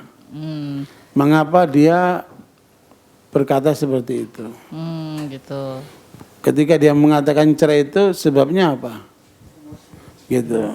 Kemudian yang kedua dia pergi itu ekspresi kekesalan sehingga dia meninggalkan tempat. Emang pasangan muda mereka Ustadz. Nggak ada masalah, muda tua pun juga bisa begitu Bu. Masalahnya itu sebabnya apa dulu? Nah ketika ketahuan sebabnya, itu ada kaidah idza urifa sebab zalal ajab. Kalau sebabnya itu diketahui maka tidak aneh lagi. Kenapa dia mengatakan begitu? Yang kedua yang perlu dicek adalah apakah dia mengatakan itu dari hatinya, artinya dia sengaja, ataukah dia terpaksa, atau karena dia emosi, marah dia. Katanya sih emosi, katanya sih emosi. Ya kita kan nggak bisa mengatakan begitu, harus dicek dulu nih.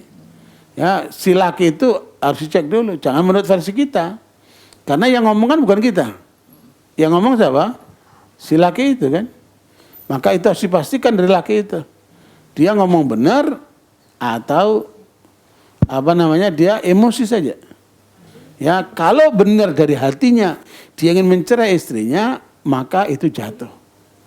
Tapi kalau dia itu emosi, marah karena terpancing, itu bisa tidak terjadi. Maka itu kan harus diklarifikasi. Dipastikan dari laki yang ngomong itu.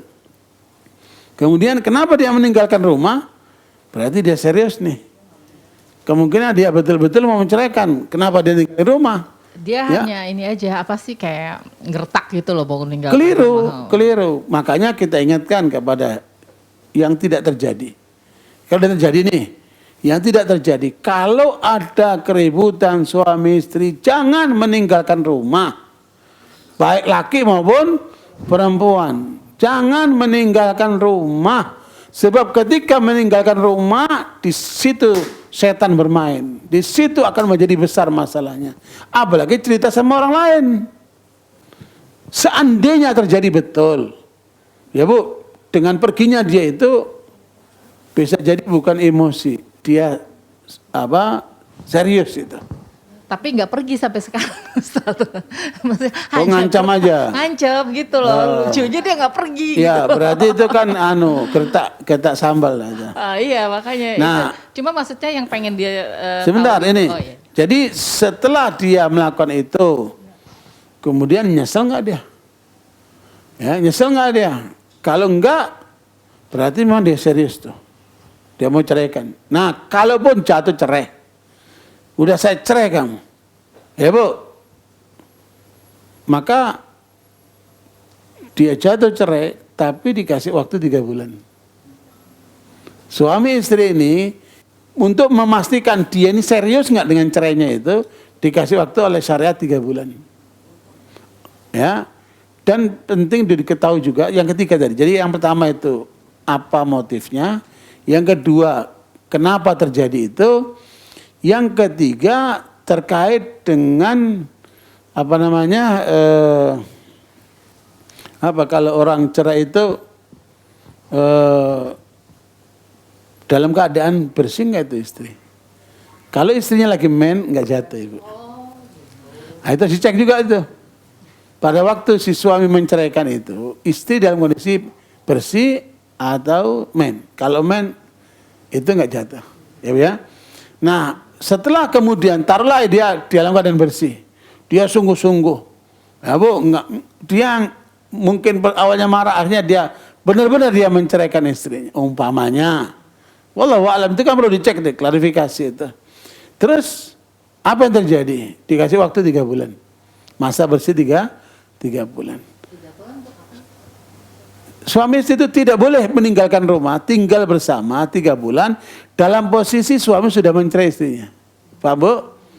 Nah selama 3 bulan itu, seandainya setelah 3 hari, 5 hari berubah pikiran, atau lihat istrinya lagi tidur kelihatan pahanya, ya Allah, sayang amat umpamanya.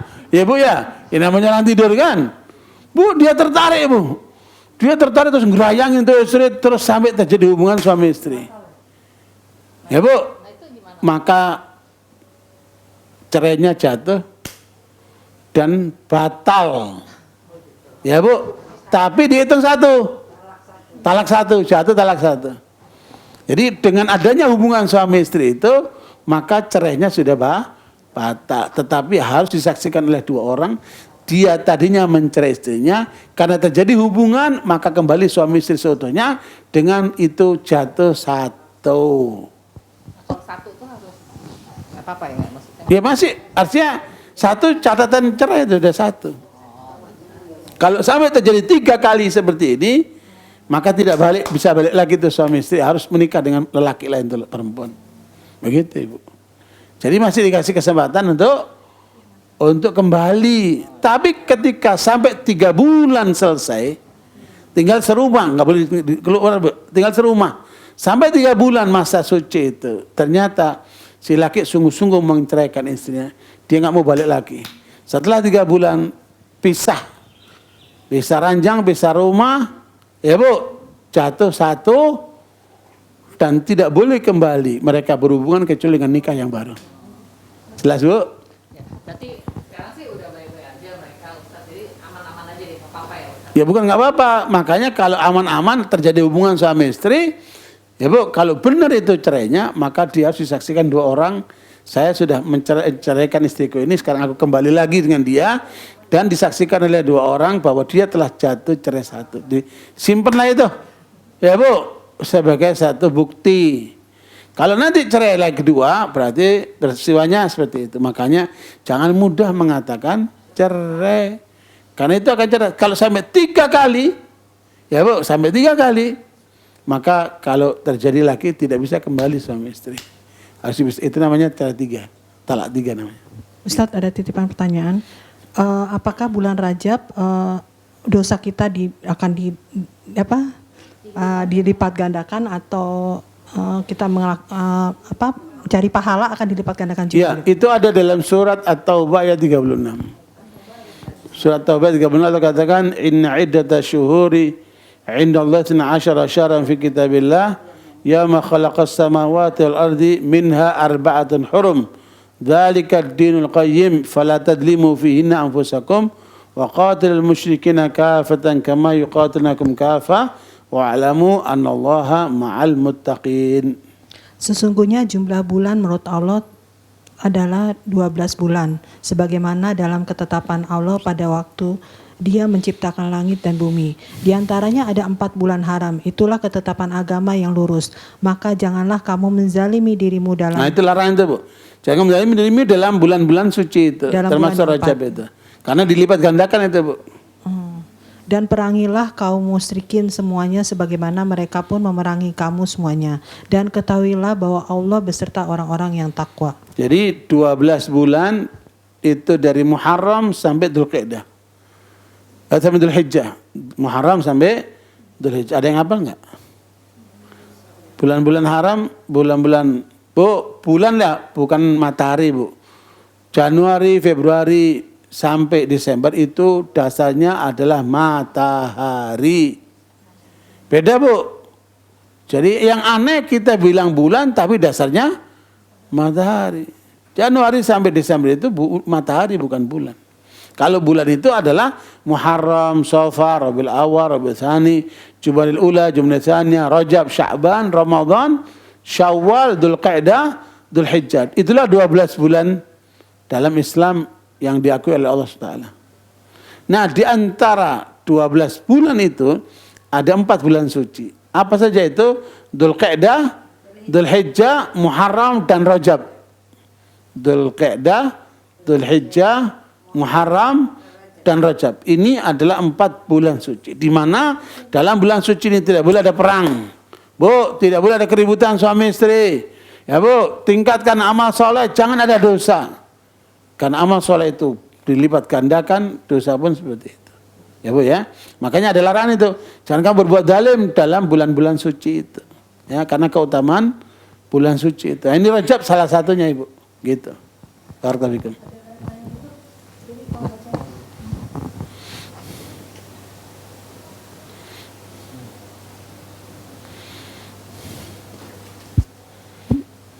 Ustadz, apakah anak tiri itu termasuk mahram? Buat siapa? Bapaknya. Aku nggak tahu Ustadz. Iya. Lah kalau anak tirinya orang mahram lah. Tapi kalau anak tirinya, jadi begini, kalau seorang lelaki menikahin seorang janda, janda itu punya anak, ya kan? Ketika laki itu menikahin ibunya, maka bukan mahram lagi.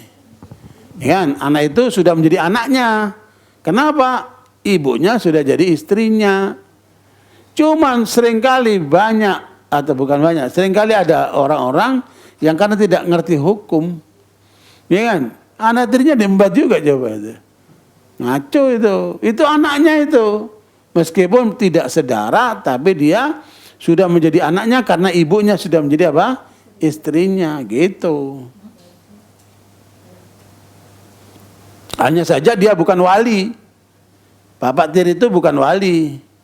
Jadi kalau anak itu perempuan menikah, maka walinya adalah bapak aslinya.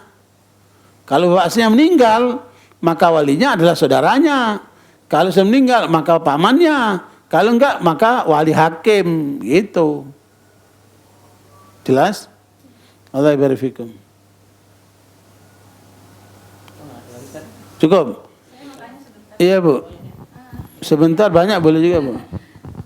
Ini saya punya untuk sholat kayak di masjid itu bagaimana caranya itu, kan saya pengennya baca kalau tahajud itu 1 juz gitu. Terus itu, nah caranya itu bagaimana, kan ini begini di kayak baca gitu. Oh, ketika ibu iya. sholat tahajud, Iya, saya ibu mau baca Quran. Iya. Ya masalah cara terserah ibu lah. Bisa ibu pegang begini, bisa ibu taruh di depannya. Tapi saya punya kayak di masjid gitu tuh, kayak di mimbar. Ya bapak-bapak, Ya, yang penting. bagaimana caranya itu tadi? Lah caranya terserah ibu lah. Kalau ibu pakai kacamata, lihat aja kacamata. Terus nanti Kalau- pas untuk sujudnya, untuk itunya tuh kan itu menghalangi. Iya dimajukan dulu lah Bu. Nanti kalau naik mau ke atas dimajukan lagi. Bahasa cara itu gampang lah itu. Kalau Kalau bergeser- makan nggak perlu diajarin lah makan. Caranya makan aja. Nggak, kalau bergeser gitu nggak boleh. Boleh aja. Boleh? Boleh. Boleh Bu. Iya kan ini di sini. Ya nggak boleh jalan-jalan Bu. Terus bergeser sedikit sujud. Boleh. Boleh. Boleh. Tapi kemarin tanya ke Ustadz Munzir, Nah. katanya nggak boleh. Kenapa itu bisa beda-pendapat tergantung. Jadi kalau dalam mazhab Syafi'i nggak boleh banyak gerak. Iya. Tapi kalau dalam mazhab Hambali boleh. Boleh aja. Ya, jadi yang penting jangan bergerak lebih dari 3 langkah. Gitu. Terima kasih, Tad. Iya Bu, barakallahu. Ustadz, kalau ada yang zaman Nabi waktu datang ngetok-ngetok pintu tuh Ustadz, terus istrinya sedang sholat, boleh bukain pintu kan jalan tuh Ustadz. Gimana Ustadz? Ya, kalau itu sholat sunnah, ibu bergerak buka nggak masalah. Di sholat wajib tunggulah. Biar aja itu ngetok-ngetok dia, apalagi kalau yang ngetok itu tukang sampah atau tukang ojek atau apa, ya suruh nunggulah. Ya, kalau ibu tahu itu suaminya, apa ibu bergerak sambil buka itu, dan itu sholat sunnah.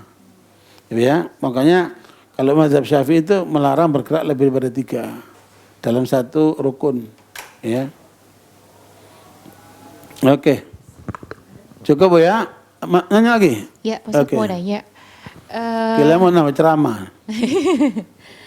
Jadi ada teman, dia sebenarnya udah hijab gitu, cuma suaminya itu dia suka masih suka ke tempat klub-klub malam gitu, kayak gitu Pak Ustadz. Terus biasanya suka bawa perempuan untuk nemanin, ya itu entah itu pacar atau apa gitu. Jadi si istrinya ini dia kan nggak mau kayak gitu, tapi kan dia tahu kalau misalkan dia hijab masuk ke tempat kayak gitu kan nggak mungkin gitu. Jadi dia pikir daripada itu suami gue ditemenin perempuan lain, mendingan gue aja yang temenin gitu. Jadi Dilepasin jilbabnya. Jadi dia lepas jilbabnya. Dia ikut ke situ. Dia temenin itu suaminya. Dosa. Tuh. Dosa. Nanggung dosa. Udah dia ngelepasin jilbab, terus nemenin suaminya ke maksiat, dosa. Dua-duanya dosa. Tapi paling banyak dosanya suaminya. Karena dia dosa buat dirinya dan dia dosa menyebabkan istrinya berbuat dosa. Itu. Makanya harusnya tidak begitu. Harusnya dia bertahan dengan jilbabnya dan menasihati suaminya, jangan ke maksiat, nanti kamu akan hancur. Bawain aja tadi itu. Iya, jadi Ya. si istrinya ini jadi udah kayak berulang gitu, maksudnya terus udah kayak ketahuan selingkuh berkali-kali gitu Pak Ustadz. Jadi si istrinya ini tuh kayak misalnya putus asa gitu, maksudnya Iya, karena dari awalnya udah nggak bener. ya. Dia melepaskan jilbabnya, gabung ke maksiat itu udah nggak bener. Sebab kalau dia benar dengan jilbab, dia mengetok pintu langit. Itu Allah bisa kabulkan suami itu jadi sadar, bisa juga. Dan terlalu banyak contohnya kayak gitu. Iya. Itu. Tapi ketika dia ikut maksiat, doanya gimana mau dikabulkan? Mau dia ikut maksiat situ juga? Itu. Makanya harusnya dihadapi kemaksiatan dengan kesalehan dan ketaatan. Jangan kemaksiatan disertai dengan kemaksiatan lagi, numpuk itu kemaksiatannya. Itu kaidah itu, Bu. Ya. Sampaikan sama temannya Jadi itu. udah saya sampein Pak Ustadz, saya bilang emang ada yang lebih tinggi dari Allah, sampai lo harus patuh sama suami lo, itu kan perintah Allah gitu. Terus dia cuma bilang lo tuh nggak tahu perjuangan gue dan penderitaan gue, biar ini jadi Ya udah kan dosa. ibu kan bisa nasihati, terserah dia lah. Iya. Kita nasihati bahwa itu salah. Iya. Dan kamu akan menumpuk kesalahan dalam kesalahan ketika kamu juga ikut maksiat. Iya. Dengan melanggar Allah. Iya. Dan tidak ada pemecahan masalah dengan maksiat. Itu. Ya terserah dia lah. Urusan.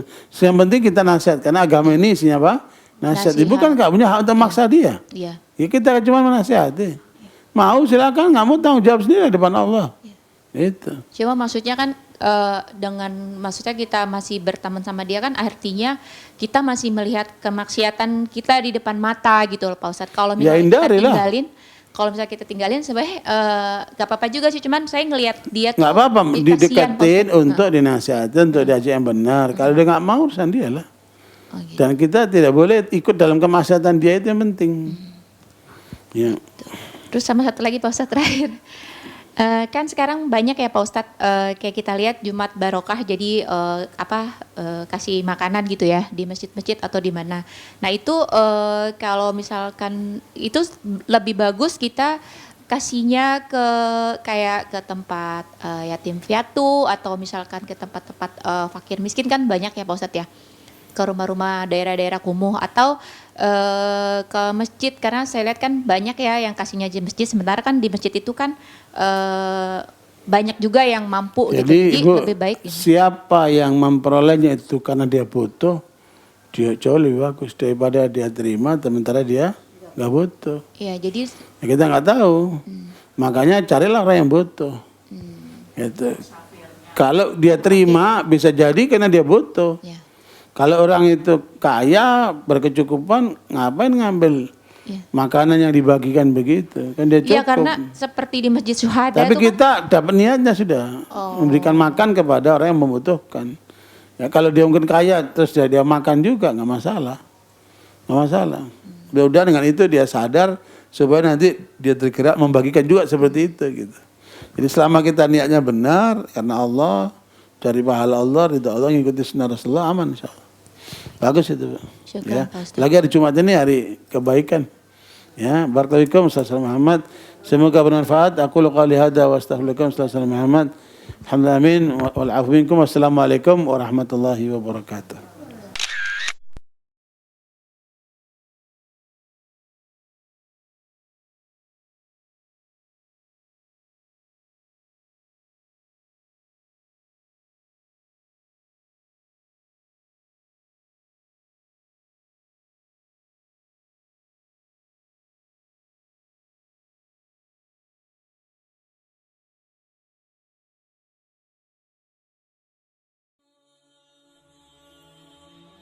Bantu yuk operasional Rumah Dakwah Al-Hujah dan terselenggaranya kajian serta dakwah Al-Hujah dengan menjadi donatur tetap setiap bulan berinfak Rp30.000. Dengan infaknya setiap bulan Rp30.000, insya Allah akan membantu dakwah Al-Hujah dan jadikan ini amalan yang istiqomah yang dilakukan terus-menerus atau kontinu. Allah mencintai amalan yang istiqomah walaupun sedikit. Terus istiqomah setiap bulan, jangan berhenti, karena Allah mencintai hambanya yang istiqomah. Dan insya Allah ini akan menjadi amal soleh jariah dengan menyebarnya ilmu yang bermanfaat. Yuk salurkan amalan istiqomahnya setiap tanggal 3 setiap bulannya melalui Bank Sentral Asia dengan nomor rekening 27660155554 atas nama Dedi Harveni. Dan Mandiri Syariah dengan nomor rekening 71022862999 atas nama Dedi Harveni.